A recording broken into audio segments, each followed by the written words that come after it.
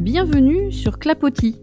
Pour cet épisode 3, consacré au volet de la méthodologie consacré aux commentaires littéraires pour l'épreuve écrite, nous allons surtout voir ensemble comment, après avoir trouvé les idées majeures, les idées fortes qui vont devenir nos deux axes d'étude, comment il va falloir à présent bâtir les sous-parties de chacun de ces axes d'étude. Donc là, vous avez précédemment vu dans l'épisode 1 et surtout l'épisode 2 comment construire finalement le squelette, la trame, la colonne vertébrale de votre commentaire littéraire. Maintenant, on va voir dans cet épisode comment vous allez avancer, apporter les preuves qui vont confirmer vos axes d'étude. Alors, pour accompagner cet épisode, comme les précédents, vous allez retrouver donc une infographie sur le site de Podcastix qui vous résume ce que l'on est en train de dire ou qui accompagne justement nos propos.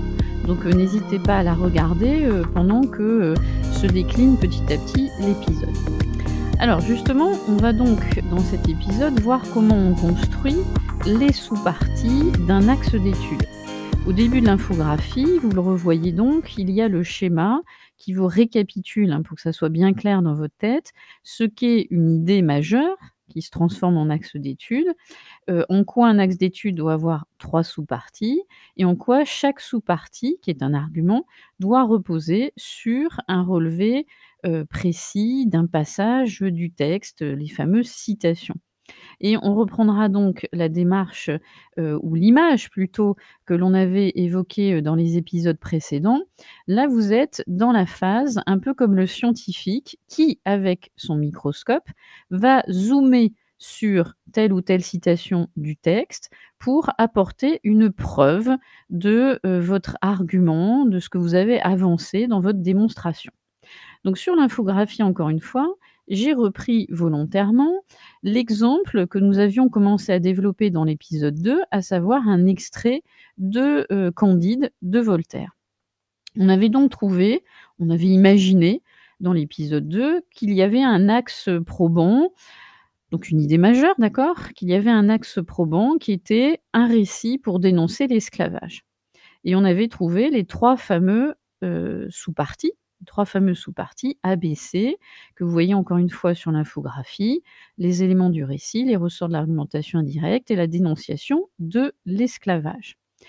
Alors, pour cet épisode, notre objectif, c'est de voir comment on développe une des sous-parties. Là, en l'occurrence, on va s'intéresser au petit a, les éléments du récit.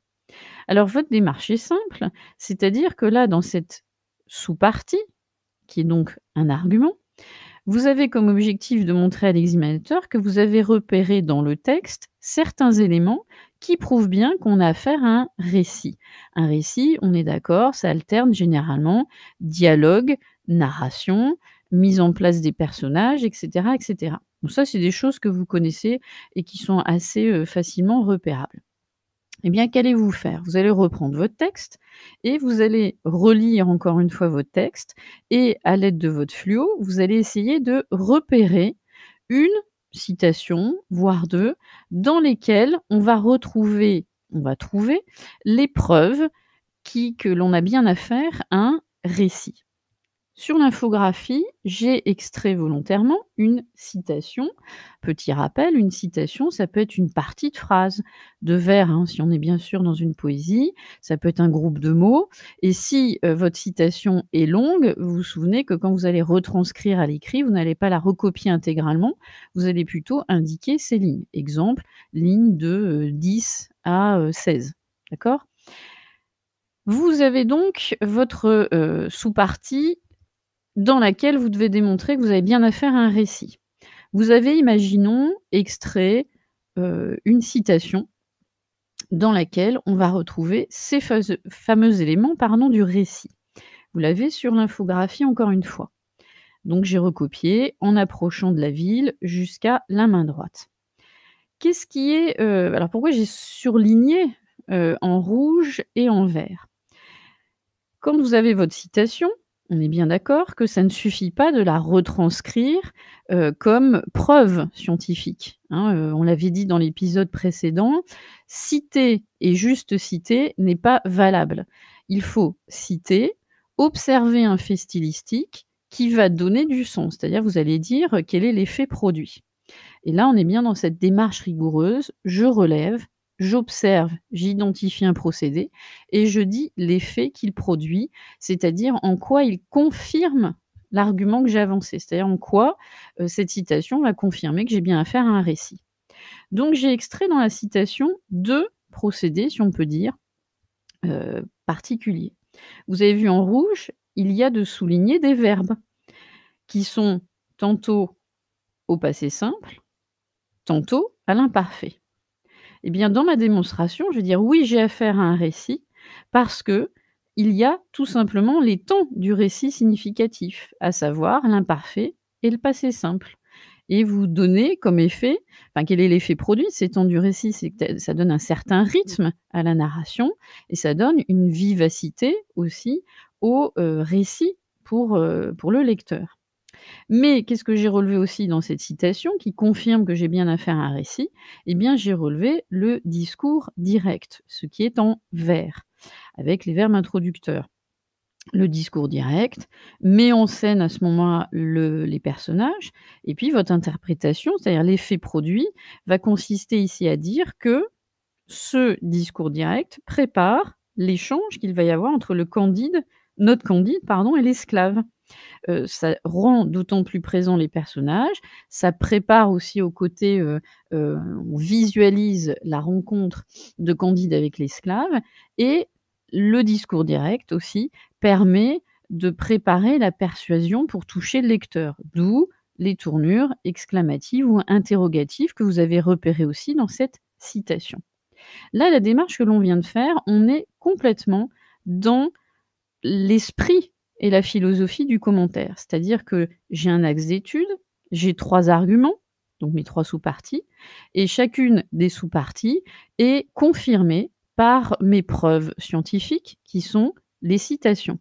Et ces citations, j'en ai extrait un procédé significatif. Si on résume ici, mon, procédé, c'est les temps et mon deuxième procédé, c'est le discours direct. Et là, j'ai, bien cette démarche qui prouve à l'examinateur que je suis rigoureuse, précise et que j'ai surtout cette, dynamique d'analyse qui consiste à observer, repérer et dire les effets. Donc là, vous êtes vraiment dans, ce que l'on attend et ce qu'un examinateur va attendre.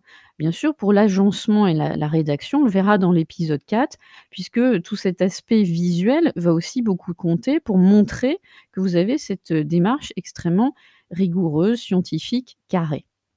Sur l'infographie, vous verrez aussi que j'ai précisé en bas, de l'infographie donc que, chaque sous-partie, si possible, s'appuie sur plusieurs citations.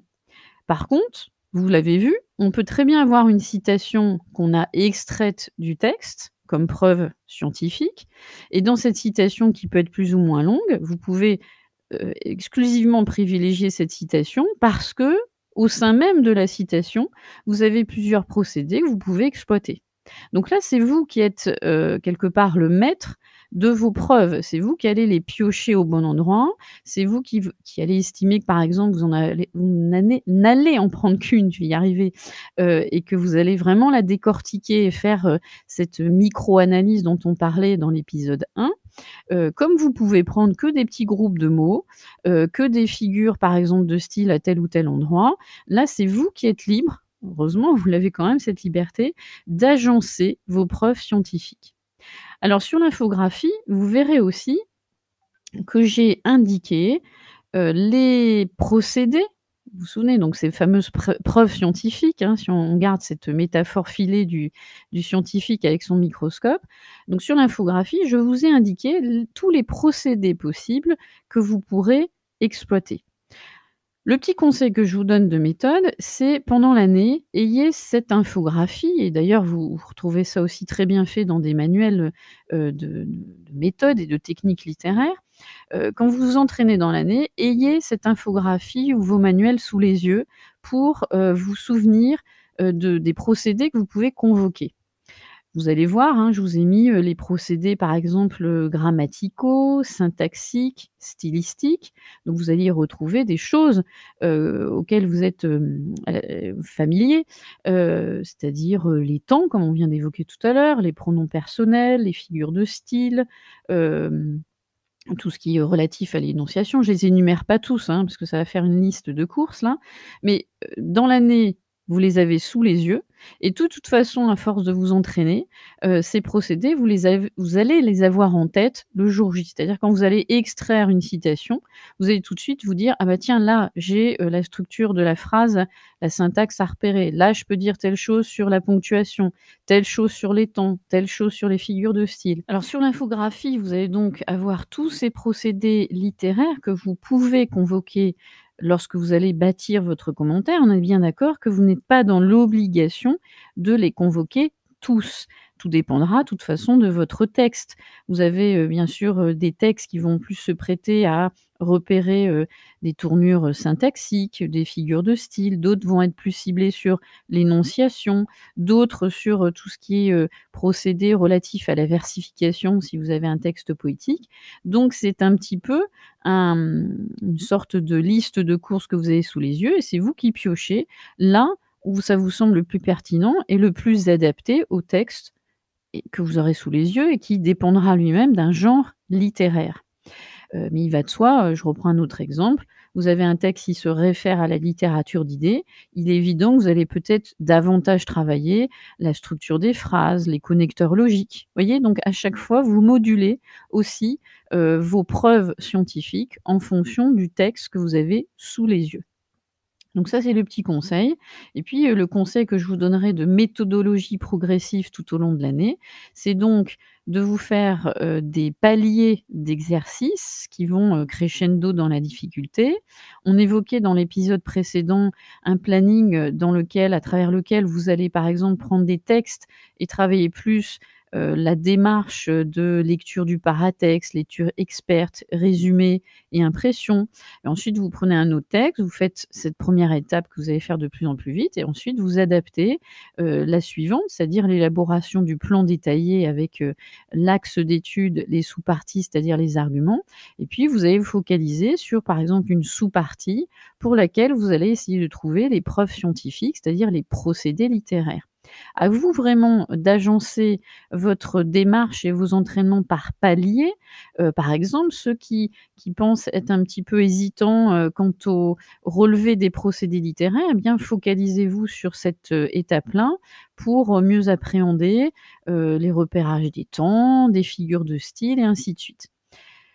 Donc dans cet épisode, on a vu c'est, cette étape qui est elle aussi cruciale. Vous allez me dire que toutes les étapes sont cruciales et bien sûr, dernier point, pour vous donner un petit créneau de chronologique, j'ai envie de dire que pour cette démarche qui consiste à trouver vos preuves scientifiques pour chacune des sous-parties, donc on est d'accord, hein, vous en avez en fait dans l'idéal 6 sous-parties, puisque vous avez 2 axes d'études et 3 sous-parties chacune. Dans le laps chronologique que vous avez, il vaut mieux y passer à peu près une bonne heure et demie pour détailler tous ces aspects, c'est-à-dire tous les repérages des procédés, les effets. Attention par contre, je vous conseille de ne pas rédiger. Faites un plan extrêmement détaillé, c'est-à-dire vous mettez ABC, vos arguments, vous mettez à chaque fois ligne temps, tel procédé et tel effet, mais vous ne rédigez pas. Par contre, ce que vous ferez dans ce laps de temps d'1 heure et demie, 1 heure 3/4, j'ai envie de dire plus vous allez vous entraîner, plus vous allez être rapide de toute façon le jour J. Dans ce laps de temps, un dernier conseil que je vais vous donner et qui va renvoyer bien sûr plus en détail dans l'épisode 4, je vous conseille au brouillon, à l'inverse, de rédiger intégralement votre introduction générale et votre conclusion générale, ne serait-ce que pour vous rassurer. C'est une démarche un peu pas psychologique, mais presque, c'est-à-dire le fait qu'on sache que la première partie cruciale, l'introduction, est rédigée, eh bien pour se lancer dans la rédaction sur votre copie, vous allez être plus à l'aise, plus en confiance. Et pareil, la conclusion, elle est rédigée parce que si vous êtes un peu juste au niveau du temps, vous savez que recopier quelque chose de déjà rédigé, on va 10 fois plus vite que quand il faut copier quelque chose qui est dans votre tête, mais qui n'est pas clair sur votre feuille. Voilà, c'est le dernier conseil que je vous donne. Et puis, de toute manière, on se retrouve dans l'épisode 4 pour voir justement comment on agence, cette fois-ci, non plus notre squelette, puisque ça y est, il est constitué.